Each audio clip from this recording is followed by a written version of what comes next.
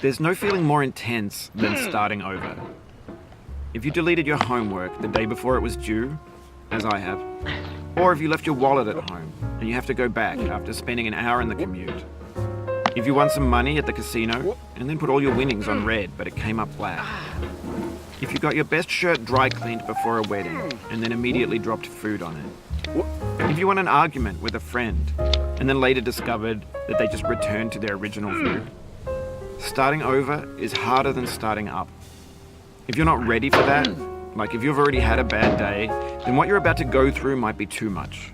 Feel free to go away and come back. I'll be here. Alright, thanks for coming with me on this trip. I'll understand if you have to take a break at any point. Just find a safe place to stop and quit the game.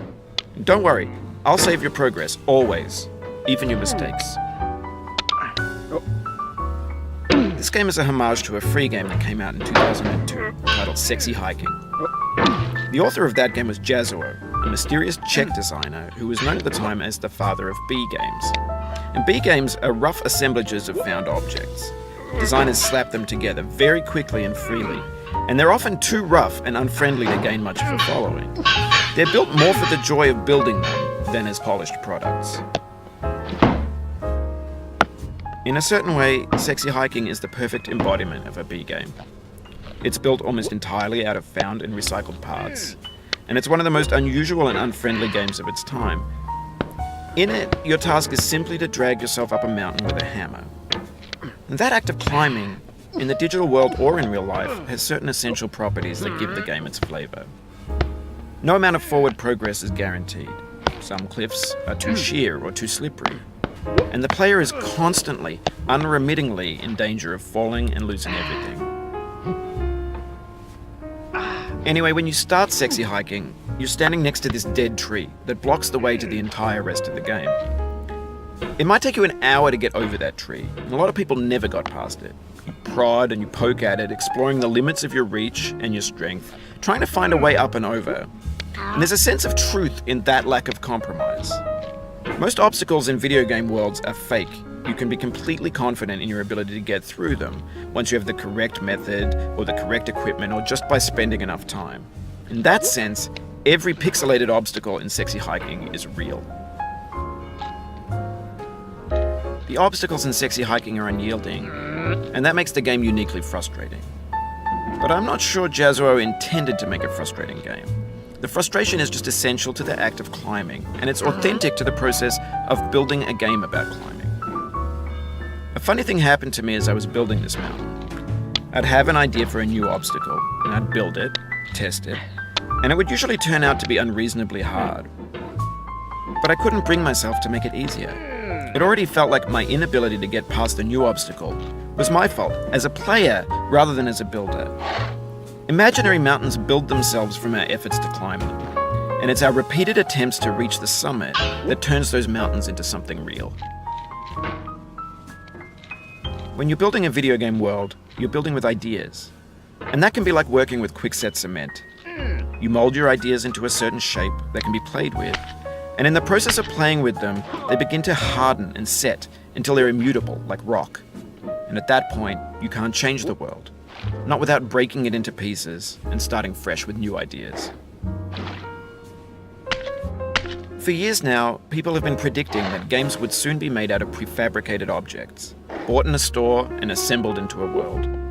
And for the most part, that hasn't happened, because the objects in the stores are trash. I don't mean they look bad or that they're badly made, although a lot of them are.